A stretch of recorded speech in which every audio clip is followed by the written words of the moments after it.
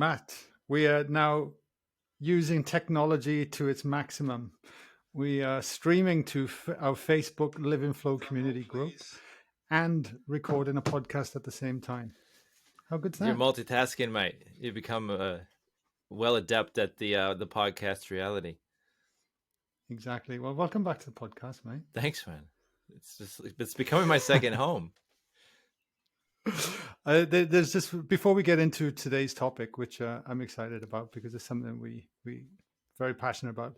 Is it's Monday morning. I hope you're firing. I hope you've had your caffeine. Yeah. There's a couple hamsters running on wheels inside of here. And no, it's great. I really enjoy our conversations. And today we decided to talk about the heart to happiness. And the heart being an acronym with a double T on the end, HEARTT, because we couldn't decide on the T's at the end. But we run our workshops from these guiding principles and our retreats. And we normally spend a bit of time breaking it down and interacting with people as we do it. But at the moment, it's just you and I. So shall we start? Let's do it. Was there any final words on the heart before we jump in? No, just drew a blank there. That's it. It is Monday. Let's get into it. So we got the H. H. It depends on what part of the world you're from, how you say that. Yeah. Huh. And the H, we'd normally say, well, what do you think it is right now? And the getting to the heart of it all. And H is humility. Yes. Humility. And what does humility bring up for you? And why did it make the cut for the H? I think the first thing that comes to mind with humility is that it creates a space for listening. I think a lot of times we come into a place where I'll just speak for myself. I don't know what's going on for everybody else. But I can get into a place where I feel like I know shit, right? And the ego kind of takes hold of this knowing and wanting to know and wanting to be right and a self-righteousness. And then within that, there's not much space for anybody else to exist. And I find that really impacts relationships. It impacts work. It impacts my ability to do my work. In fact, I have to have a huge sense of humility in the work that I facilitate, because it's basically just a listening and creating a space for people to then actually meet me. And so I feel like if I have an idea of what's supposed to happen in life or in work or in relationships, and then I don't have a place of listening, I don't have a place of actual communication or connection at the end of the day. So that was the first thing that came to mind. I've never said it in that way before when I think of humility. What about you? Yeah. For me, it's a big part of it is bringing in a beginner's mind and bringing it into that aspect. And it's one thing that's really served me as I've gotten older, having a beginner's mind, and trying not to judge or bring my perception and beliefs into aspects that we can quite easily take for granted after a while. At the end of the day, if we're only being exposed to the same amount of people, same amount of information, same amount of TV stations or Netflix channels or podcasts or music, quite quickly we have this lens of life of which we start to live from, and it becomes unconscious. We're not even aware of it. And then you just need someone to come along that's outside of that realm, and say something different. And we might not even be aware of the fact that we could be completely wrong about certain things that we've just assumed to be true. And I think it's one of the big formulas for change and to at the end of the day, the heart to happiness being, that's what ultimately we want, right? And is that great saying, would you rather be right or happy? And I believe quite often we defend our righteousness. I find myself getting defensive, even if Linda likes picking me up on things that are, and challenging my beliefs, and and it's easy to go, and humility brings it back there. to that. And the one last thing I want to say on this as well is the podcast has really taught me humility as well, and being open, and just trying to bring an open mind to conversations and not try to, um, I guess, put my stuff in it too much, and be a really good listener. Like I've been doing it for 8 years, and it's certainly taught me a lot of humility as well. Mm. And I find some of the best conversations and some of the leading experts that I've spoke to, the ones that I resonate with most, come from a place of humility, which is a big lesson as well. So, Yeah, yeah. huge. As you're talking, it kind of sparks this concept that, with humility, you create possibility or potential, whereas in Mm, righteousness, you're locked in, and you can fight that to your death. You'll be right, maybe, but only in your own mind, yeah. and limited to the possibility and the expanse that's out there. So to me, that's not very happy. Absolutely. Yeah, Absolutely. Absolutely. Yeah. Limiting ourselves, yeah. right? So, should we move on to the E E, of it all? yes. Yeah. Let's do the E. So we lean into empathy, which, Mm. oof. Empathy goes right along with humility. So when you're in that place of being open, um, and trying to understand other people's points of view, to lean into that, and to, um, yeah, be understanding. I'm just trying to think of a story. Do you got any stories around that relate to the power of empathy and bringing more happiness into your life? Well, to me, empathy leans into compassion, Mm, but also, and that's having compassion for oneself. And I think the more we go through life's experiences, the more we can actually place ourselves in other people's circumstances without actually the judgments, and look beyond the initial surface reactions or responses that we get from people just because of the way they dress or the way they speak or everything that's there. And we can miss the beauty in the person because we've already poured our judgments on top of it. And I find compassion is a really great place to cut through of all that. But I always remember working, when I used to have 180 Nutrition and when I was a fitness trainer, and just kind of when I was working with people that had cancer, when I was doing their weight training programs, I always remember the charity would say, there's a big difference between sympathy and mm, empathy. And it's empathy that we're after. And empathy is like a very, I kind of look at it now as like a very constructive, supporting way of moving forward with safety and care to allow people to grow, but from a place of empathy. Where sympathy, we can we can give people sympathy all the time, but is that actually going to help resolve their circumstances or change moving forward? So I often kind of think about empathy now from that perspective, where I think, like, I sympathize with you, I really feel for you, but we can't change your current circumstances looking at it or behaving the same way. So from this point forward, how can we have empathy for oneself, but actually start to take step forwards to creating whatever change that is? So for me, that's what empathy really stands out to be. And we can have empathy for ourselves, have compassion for ourselves, but most importantly, accepting it, acknowledging it, but then moving forward, supporting yourself with it, and it's not to beat yourself up, and because we all make mistakes, we all do different things wrong. And the one thing, as I'm sure you'd agree on with this work, is that as we dive into it, we become more aware, and we can quite easily become more aware of the things the mistakes we've made in the past.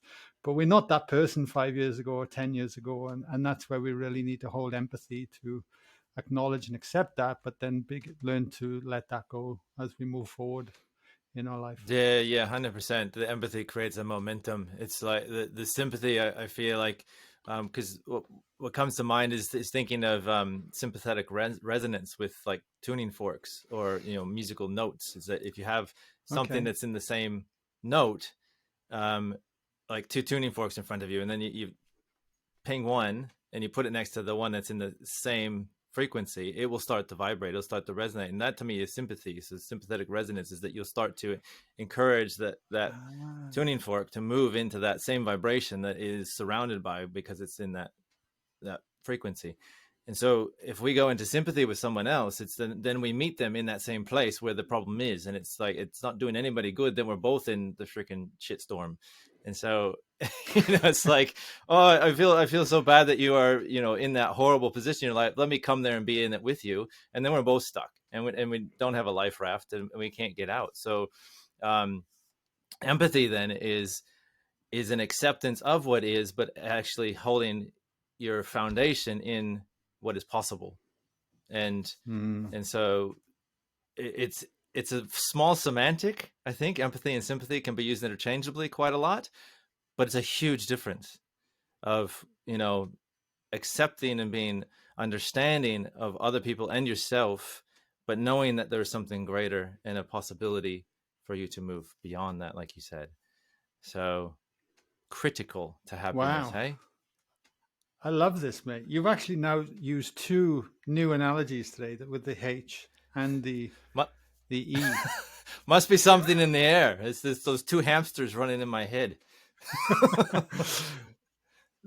Yeah, no, that makes perfect sense. I love the analogy. Yeah. Well, you were going down compassion, vibration. mate. You almost changed Heartt to Heartt. Like it's different acronym. I know. I wound it back. Yeah, I wound no, it got back. you. But yeah, no, we should record podcasts Monday morning more often. Okay. You're fired. So move on to the A. So, we got two of the 6 happening right now. I'm feeling good oh about it. wow. Okay. What's A's smack bang in the middle, right? And it's well, it was probably in the the middle most until we important added one. an extra T, wasn't it? Yeah. Okay. Whose fault's that? Well, the T, I guess the T's can be on the same level, just side by side. Absolutely. All right. So it's in the middle. A. Awareness. Well, Also, what do you say to that? I know. Say no more. Let's move on. That's it, mate. Wow. Awareness. Well, it all starts with awareness. It's what the yogis and the ancients, everyone's talked about this for, since we've ever been human beings. I think it's to truly become aware, and Yeah. an awareness to me as well not only means, oh, I am now aware there's a water bottle next to me, or I'm now aware there's a spider crawling up the wall, like there was last week on the call. Yeah. Where before I wasn't. And the moment we put awareness onto it, then our whole being is now, it's now in our conscious mind, right? But awareness is huge. Well, it is the essence of everything that we do, right? And to me, it's about being the observer, being the witness, being the watcher. And it's that aspect of ourselves that if we can think about our thoughts, then who's doing the thinking in the first place? That's thinking about our thoughts, and that's us. That's consciousness. That's, if consciousness is awareness at the end of the day, that seems to be the theme that's come through my podcast. So it really is connecting to who we really are. Yes. And who is the essence of us. And as we become aware, and also becoming aware beyond our 5 sensory experiences, to me, that's a huge part of awareness. So it's not only becoming aware of our programs, our conditioning, our beliefs, or the fact that somebody might pick you up because you're always talking ill of someone or putting someone down. Someone goes, you know what, actually, and you're not even aware you're doing it. You're just doing it because it's been habituated for such a long time. There's so many aspects to ourselves that we can become aware of. And quite often we don't like what we find, but the fact that we find them is then we have the ability to look at them, reflect on them, work with them, and ultimately change them to become a better expression of ourselves as we have the human experience. So there's all that aspect to awareness. But like for me, the big part of it now is becoming, like you say, aware beyond the 5 senses and allowing, I guess, a greater relationship to what is. And that's, to me, is creation, to source, the subtle energy, to something far beyond us. But we really have to come back to ourselves, come back to the silence, come back to giving ourselves the time to nurture that practice. And there's a knowing and a knowledge that starts to come through that aspect of ourselves that is beyond words. And as we become more aware of that, boy, does life become more interesting. Full, yeah. No, you sparked a lot in that little monologue there. Mm. Yeah, because I say the first thing that comes to mind is that's that statement. You don't know what you don't know, right? And it seems like that's the entire work of the work, or that's the entire point of life. I think, in essence, is is discovery, is learning about ourselves, and then I think if you could take that self and expand it into, well, what is the self? And we tend to say, well, the self is my body, or the self is my mind, or the self is the roles that I play in my life. Then we only dance in those realms. But if we open our minds and the capacity of who we are to eternal consciousness, let's say, then we are infinite. And then that journey to discovery and awareness is never ending. And Hmm. and then we can actually choose, where do we want to navigate that focal point. And we can, it's like your mate that was on the podcast the other day about the woo woo book. He wrote the woo woo book. Dr. David Right. I keep Hamilton. going back to that because in there he was saying about you just, there's what's it, there's a multidimensional reality of, like, in each moment. Yeah, like turning a page in Yeah, a just book. turn a page in the book. Like, where do you want to be in this moment? Is your choice point. You can focus your energy and your awareness into any page of a book. Just turn the page. And so, oh, that just really landed for me. And that's what I feel awareness is like, because in essence, where our focal point is what we're then perpetuating in our lives, and that's the reality that we're actually then uh, investing in. And so, for me right now, like, with the way the world has been in the last 18 months, I've found my sense of um, balance up leveled and topsy turvy a lot of the Hmm. time, and it's like, well, and then get stuck and in that imbalance and in that lack of awareness of what I'm actually perpetuating in me, because I'm so inundated with information and stuff that's really not in alignment with what I believe or true to me. Then I lose myself. And so it's it's hopeful and exciting and it brings great happiness in me to know that, shit, in this moment I can actually choose to focus my attention elsewhere and then start to perpetuate a different state within myself that then ultimately creates a different reality and a different life for me, not even just in my emotional state and my mental state, but literally that translates into the physical reality that's around us. I mean, I just dropped down the wheel bucket, didn't I? um, No, it's massive though. it's huge, and that all stems from awareness. And so anything that we actually lean into with this work is at the foundation is the awareness, and where do you want to focus it, and are you in command of that, I guess, is the bottom line.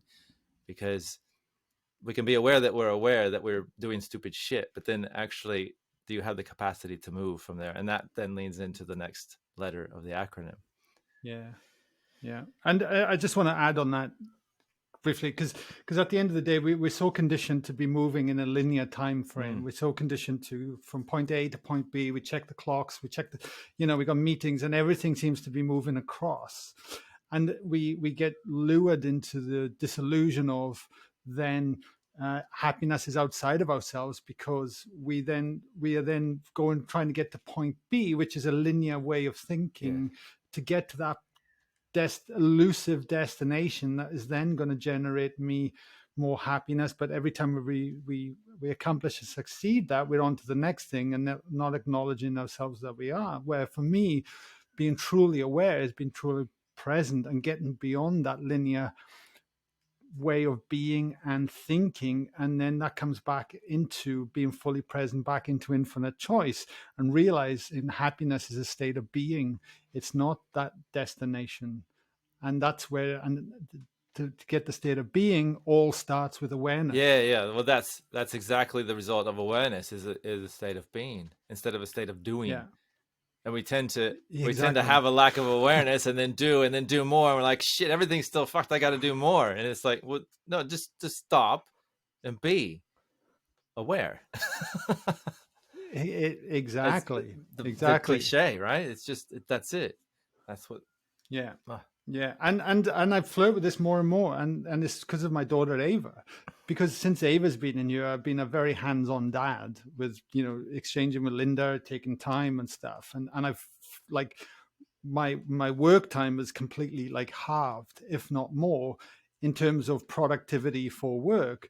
But at the same time, it's made me focus on more of what can I do that's more productive in the shorter term. And there's a way then of me having to surrender to a way of being and becoming more aware. So it's actually allowing me to push the boundaries of, well, can I just be in this moment right now? Why do I have to be chasing this right now? Why have I got to be over there hustling that or whatever? Can I just let it go and be here now? yeah, And my outside world hasn't changed much. Like the expansion and the growth and all the things are still there, are happening anyway. So it's like, wow, how much of that could I have let go of 5 years ago? that's it. And with the same outcome 10 years ago, as opposed to this busy bee. Do you know what I Yeah. mean?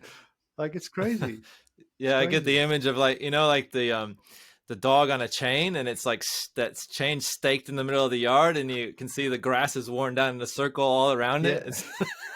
It's, what happened there? That's kind of like us, hey? We just run around and just wore out this little circle of reality. We can actually just unhook the lead, and Yeah. And somebody will unhook it one day and it's like, are you going to step outside the circle that's now? Or are you just going to stay in it? it.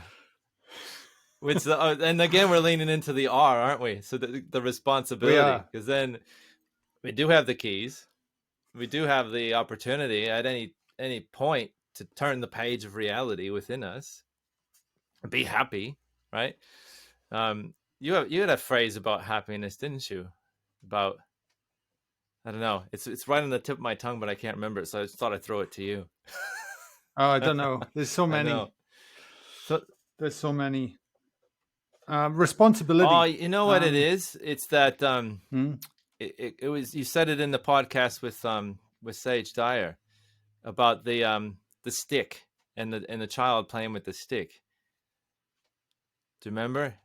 It's like, Oh, that literally, you don't see a kid uh, get like the kid brings joy to the that's it. stick. Yeah, The stick, we could pick up a stick and I never get it's joy just a from it because stick. we're like, huh?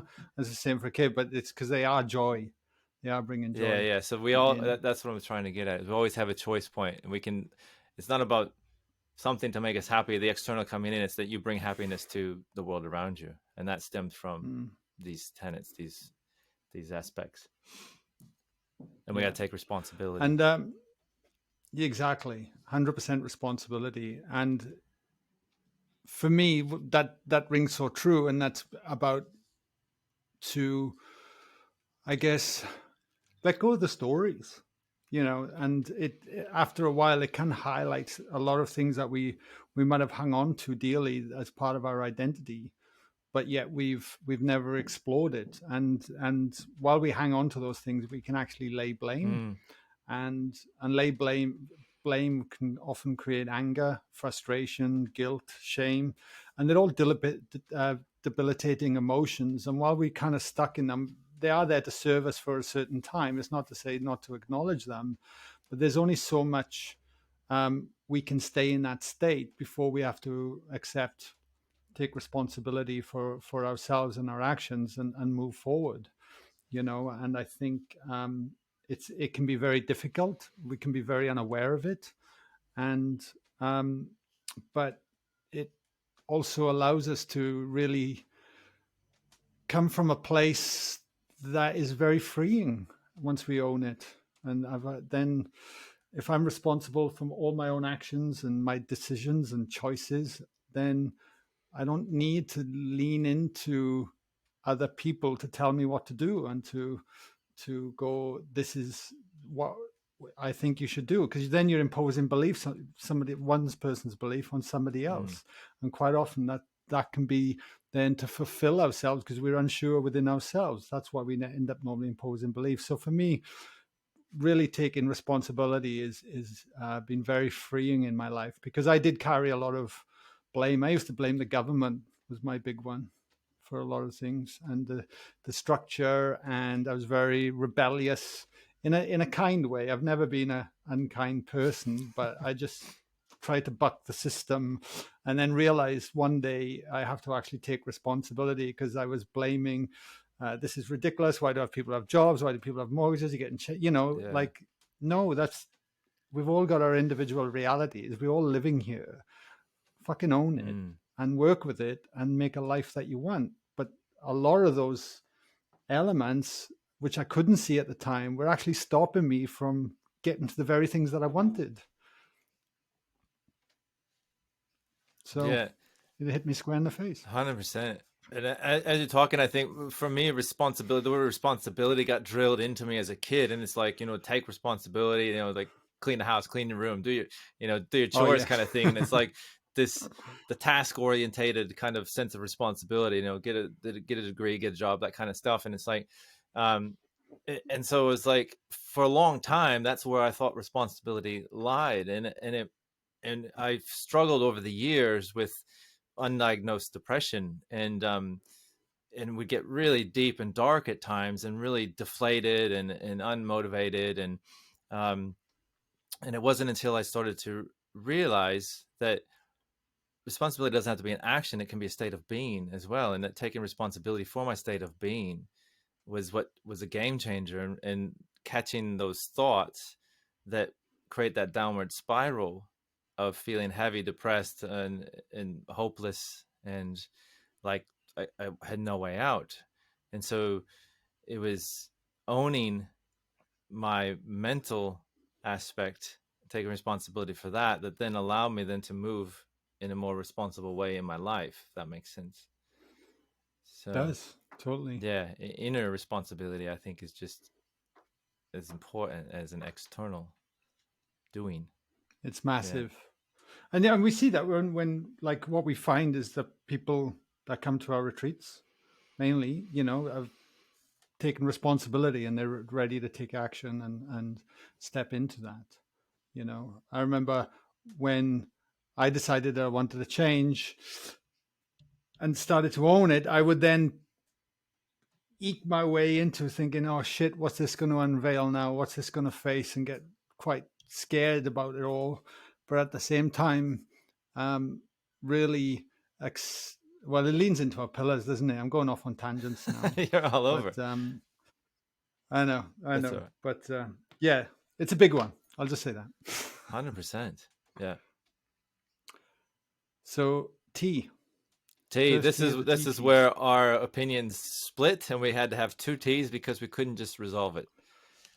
Nor do we want to. Totally. No. But both are very Yeah, valid, 100%. Um, go for it. All right. Uh my T that I was holding on to was trust. Yes. Um for me, trust is critical for happiness, and that you um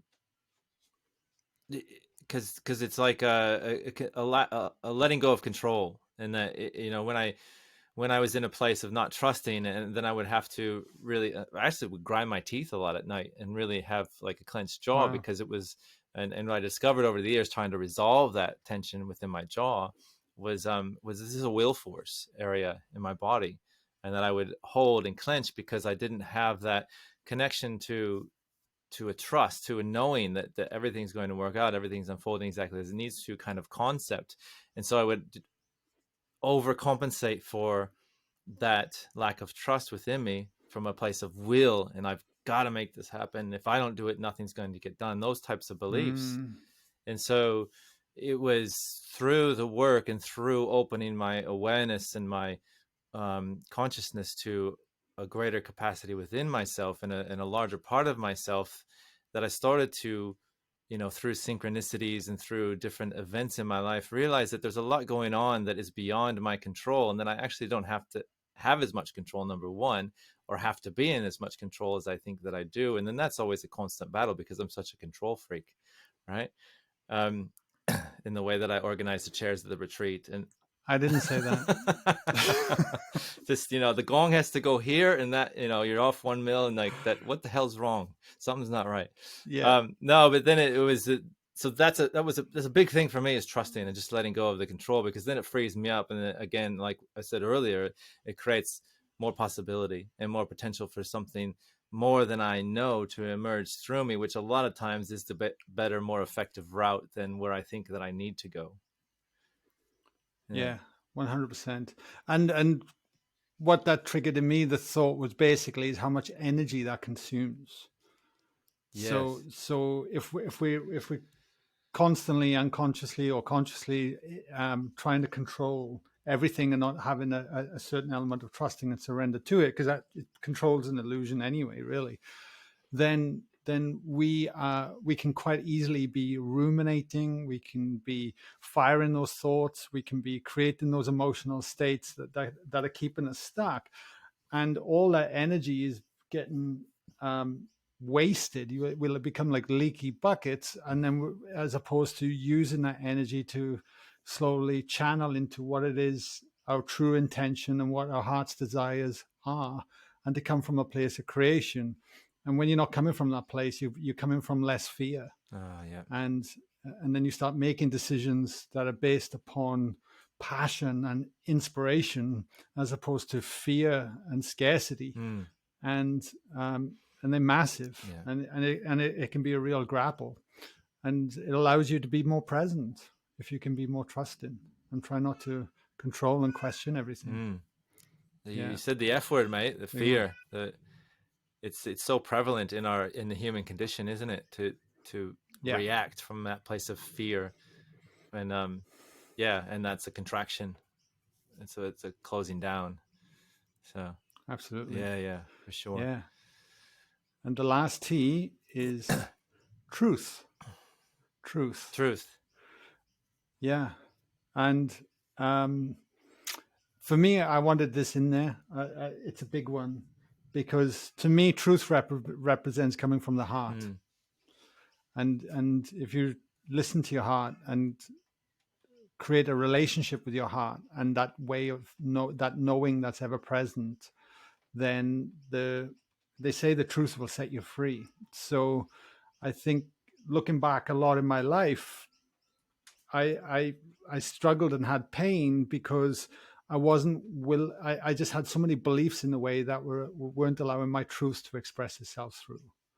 And I think I'd conditioned myself a lot. Well, I didn't. I mean, society, it's just human nature, but I'd lost the essence of who I was. I never really found him.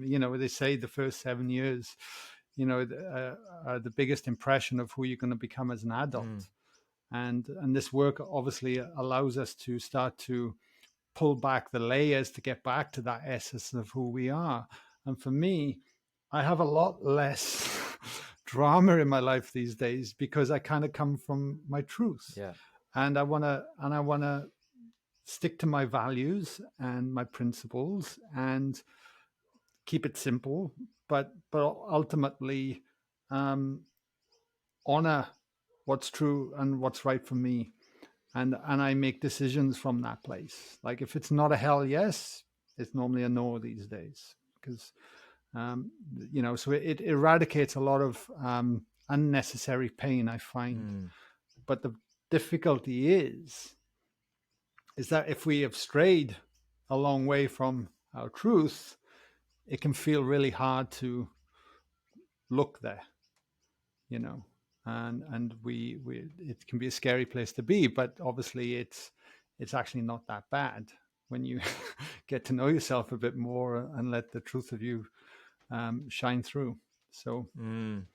yeah. Yeah. So I've heard that differently for the first time. I think the way you just explained it, it's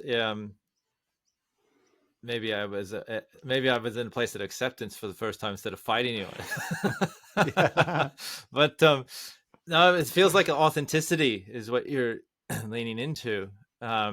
the truth, and And it's interesting you say that. It's like if you're not used to doing that and you stray far from it, then it might be hard to come back to that.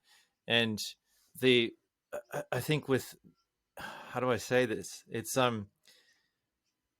the truth of who we are, the authentic part of ourselves is unique, right? There's no other, that truth doesn't exist anywhere else other than within yourself, and that's only you that's going to have that truth, and somebody else might be similar but different, and it's always going to be different. And so in that is a fear, I think, that clashes with our basic need of connection and being part of the tribe, right? And so to stand in our truth at times could feel like we're then not part of the tribe. But the funny thing is, and this is what I've discovered, I think I made a joke in one of the events, is that I felt like I never fit in life, and then I realized I don't give a shit if I don't fit in, and I capitalized on that not fitting in. It's like, that's how I made a career. So but that's what it's like. It's like you got to take that leap, and it's actually the only reason that we're here, is to allow that allow consciousness, allow life to move in that unique way that only we can. And when we do that, then life starts to flow, and true happiness can be found. You're never going to be happy if you're not aligned with yourself, because how could you be? You're just not there. So and I think that's really come into play in the last 18 months, is what's my resolve in the truth of who I am, and can I maintain that, even though there's a lot of noise going on of certain opinions that might not resonate with my truth. So yeah, but it will start to highlight everything. If there's unaddressed things in your relationship, if there's unaddressed things in your work, if we're not truthful or being true, then it only needs a crisis of some, or pressure, or an external pressure or circumstance, to then start to lift a mirror up and say, okay, now you got to look at you got to face your truth. That's it. But that's it, isn't it? And blaming the external is say, oh, this is the reason that I'm not happy. But it's, well, what is it highlighting? What's underneath that external that's causing the trigger or the response of the lack of happiness? Or massively, which leads back into responsibility. Yeah, getting to the heart of it all. That's it, right. Which is so important, and it's something that I certainly try and work on. It's a practice, it's definitely a practice. I'm certainly get it wrong often, but I do remind myself of it as well. Absolutely. Is there anything last moment? So a quick recap of the heart. So we got H, humility; E, empathy; A, awareness; R, responsibility; T, trust; T, truth. Exactly. Beautiful. Huge. That's game changer there. Yeah. Well, I hope you enjoyed the podcast today, everyone, wherever you're listening to this in the world. And hopefully we'll get to meet you in person someday soon. If you want to get to the heart of it all, come along, join us. That's it. We go deep, but it's powerful stuff, very effective, and we love it. And it's going to be amazing to get back in front of human beings after such a lockdown. So we're gonna So it's October the 25th, Monday, October the 25th. Listening to this, you might be listening to this in the future. Who knows when you're listening? But we got Newcastle coming up, don't we? Half-day workshop, December 5th. Yeah, December 5th, New South Wales. And then we got rolling into the new year and kicking off the retreats again. Yeah, so we got the 5-night retreat in northern New South Wales. 5 nights. We're very excited. First time we run 5 nights. It's about half full, close to half full at the moment. So come along if you're ready to take the next step. Awesome. Beautiful. Thanks, mate. Always a pleasure, mate. All right. Till the next time. Thanks, everyone. See you guys.